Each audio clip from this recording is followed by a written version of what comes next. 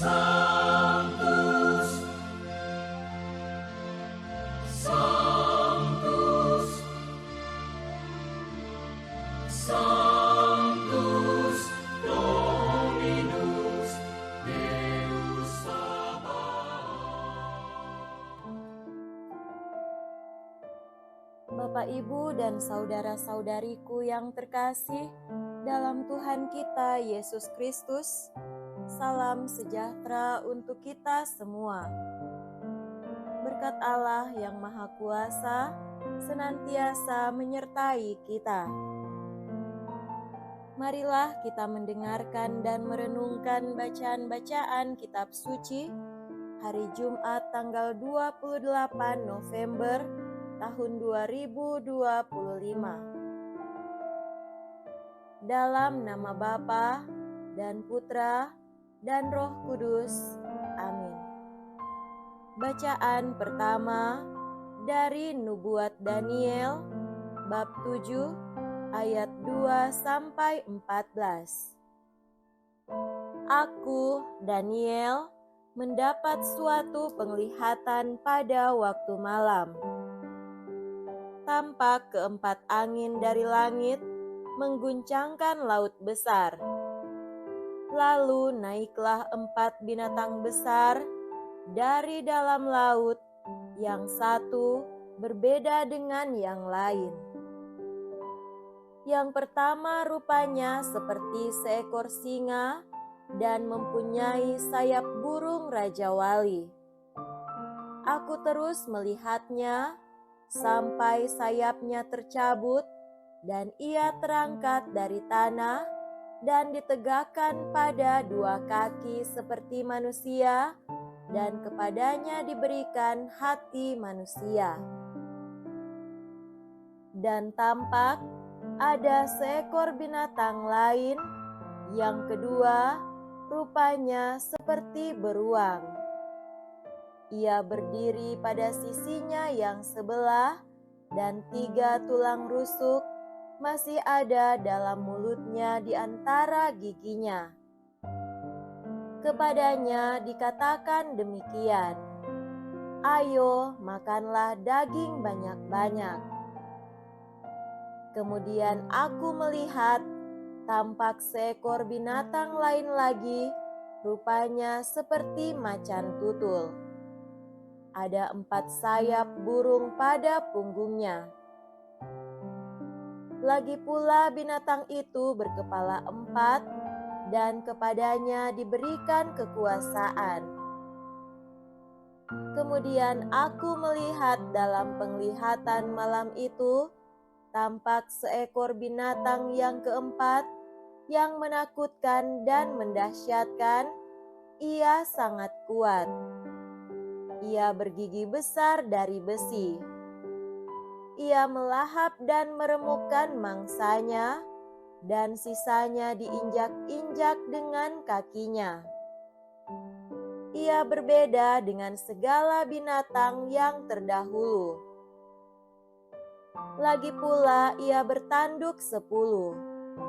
Sementara aku memperhatikan tanduk-tanduk itu, tumbuhlah di antaranya suatu tanduk lain yang kecil, sehingga 3 dari tanduk-tanduk yang dahulu tercabut.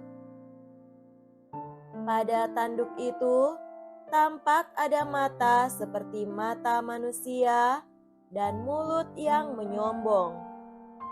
Sementara aku terus melihat, tahta-tahta diletakkan, lalu duduklah yang lanjut usianya. Pakaiannya putih seperti salju, dan rambutnya bersih seperti bulu domba. Tahtanya dari nyala api, rodanya dari api yang berkobar-kobar. Suatu sungai api timbul dan mengalir dari hadapannya. Beribu-ribu melayani dia, dan beratus-ratus ribu berdiri di hadapannya. Lalu duduklah majelis pengadilan, dan dibukalah kitab-kitab.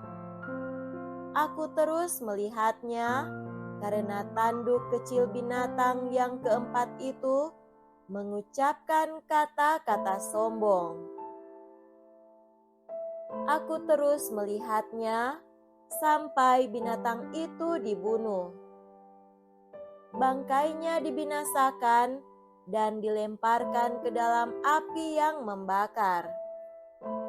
Jadi, kekuasaan binatang-binatang yang lain dicabut dan jangka hidup mereka ditentukan sampai waktu dan saatnya.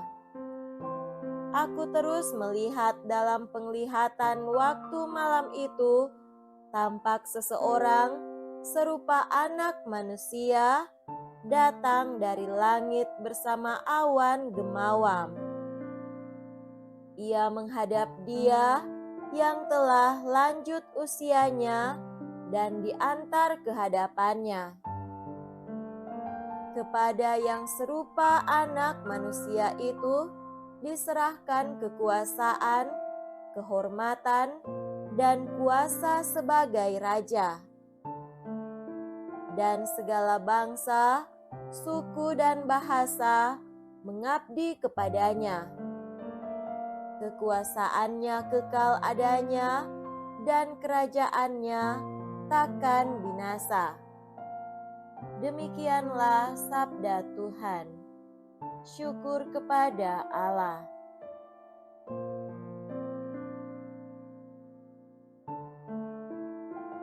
Semoga Tuhan beserta kita sekarang dan selama-lamanya. Inilah Injil suci menurut Santo Lukas. Dimuliakanlah Tuhan. Injil Lukas bab 21 ayat 29 sampai 33. Pada waktu itu, Yesus mengemukakan perumpamaan ini kepada murid-muridnya. Perhatikanlah pohon ara atau pohon apa saja. Apabila kalian melihat pohon-pohon itu sudah bertunas, kalian tahu dengan sendirinya bahwa musim panas sudah dekat. Demikian pula, jika kalian melihat hal-hal itu terjadi, ketahuilah bahwa kerajaan Allah sudah dekat. Aku berkata kepadamu, sungguh angkatan ini takkan berlalu sebelum semuanya terjadi. Langit dan bumi akan berlalu, tetapi sabdaku takkan berlalu. Demikianlah sabda Tuhan. Terpujilah Kristus.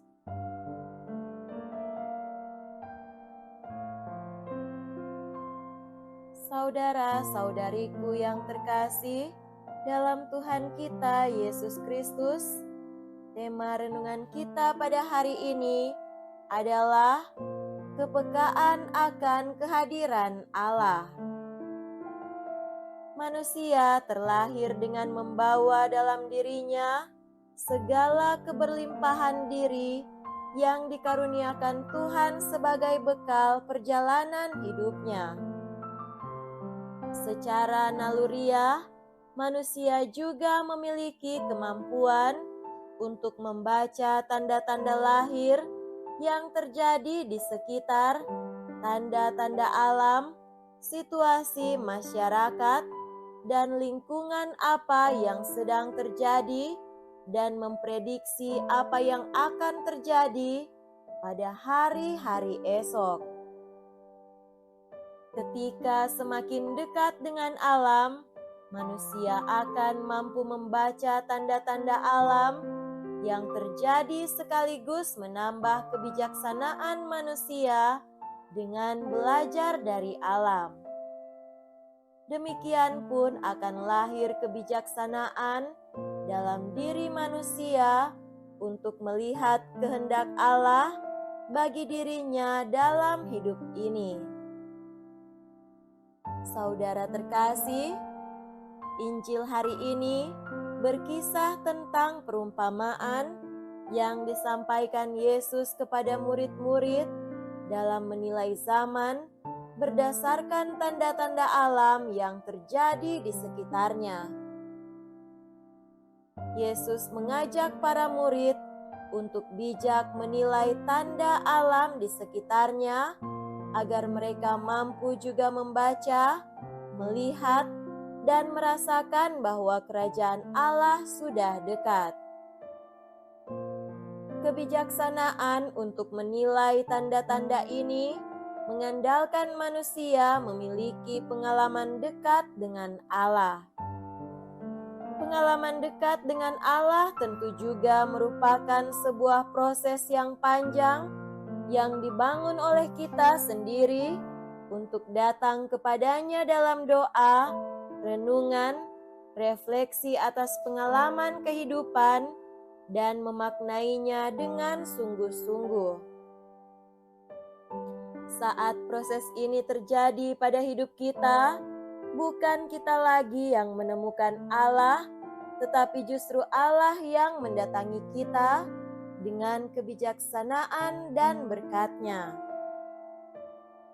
Saudara-saudariku terkasih, dampak dari Allah yang mendatangi kita pertama-tama adalah ketika sensitivitas atau kepekaan kita atas hidup yang dijalani itu menjadi lebih kuat.